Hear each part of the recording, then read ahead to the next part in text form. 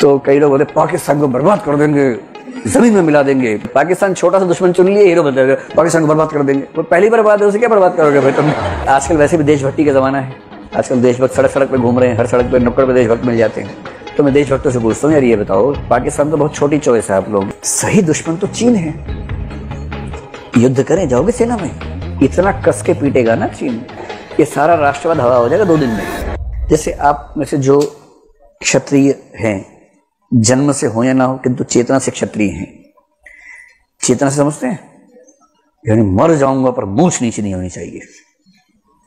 कितने लोग उस मिजाज के हाथ खड़ा करें जरा? एक सवाल पूछूंगा उसके बाद उनसे। मुश्किल सवाल नहीं, आसान सवाल पूछूंगा, एकदम आसान सवाल पूछूंगा। हाथ तो एक भी नहीं, हाथ में से सब डरपोक है। 2-4 होंगे। अच्छा, इधर एक शायद है, कौन? अरे आप हैं, बहुत बढ़िया।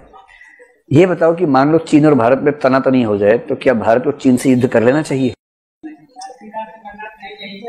आपके हिसाब से? तो आज ही तो पूछ रहा हूं मैं, कौन सा कह रहा हूं कि मैं आदिकाल में हूं या मुगल काल में हूं, मैं आज ही तो पूछ रहा हूं भाई। तो आज के हिसाब से बताओ ना। मतलब युद्ध हो ही जाएगा, फिर तो पीछे हटने का मतलब भी नहीं, फिर तो लड़ेंगे ही लड़ेंगे। लेकिन आपकी राय क्या है?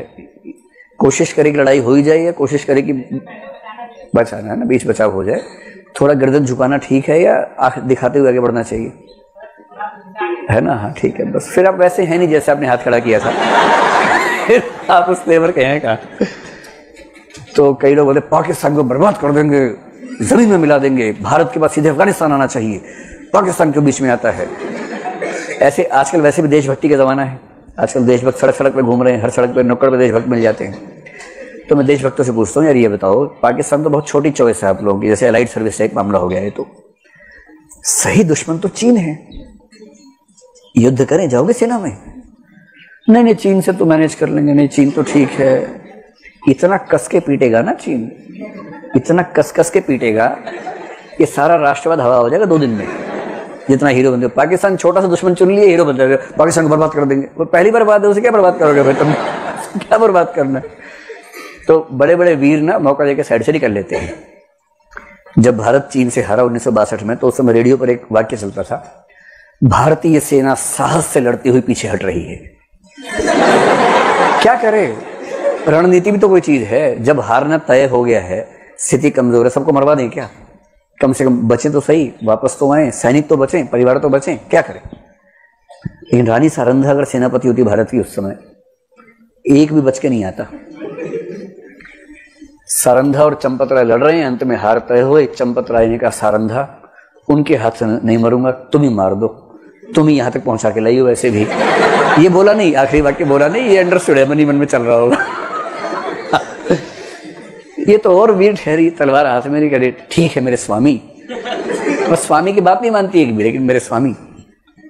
और फिर पति को मारा। क्या दृश्य था, जिस पति के लिए प्राण न्यौछावर थे, उन्हीं हाथों से अपने पति की जान ले रही है, और उसके बाद खुद को मार लिया। तो प्रेमचंद कहे, वाह क्या साहस है। साहस तो है ही, अपनी जान देना मजाक थोड़ा है, पर बिना बात के देना। मतलब संकट आने पर तो कोई भी अपनी जान देगा ही, देनी भी चाहिए। इथिक्स में हम अक्सर एक सवाल पूछते हैं कि अगर आपके परिवार पर संकट आ जाए, उनको बचाने के लिए जान दांव पे लगानी पड़ जाए, तो लगाएंगे या नहीं? तो 90-95% लोग कहते लगा देंगे। मैं भी लगाई दूंगा, इसमें कौन सी खास बात है। पर आप कहेंगे शाम का समय है, जान दांव पे लगाएं, ये तो कोई बात नहीं है भाई। जान दांव पे लगाने की वजह तो कोई ठोस होनी चाहिए। ऐसे क्यों लगाएंगे? सिर्फ इसलिए कि अब मैं 18 साल का हो गया हूं और क्षत्रिय हूं, मैं, मेरे सरने में सिंह लगा हुआ है, तो मुझे जान देनी ही है, ये क्या बात है? तो रानी सारंधा में दम नहीं है। वो सिर्फ इसलिए रखते हैं कि प्रेमचंद का तेवर पता लग जाए कि एक जमाने में ऐसा भी लिखते थे, केवल आइडिया देने के लिए वो कहानी रखी गई।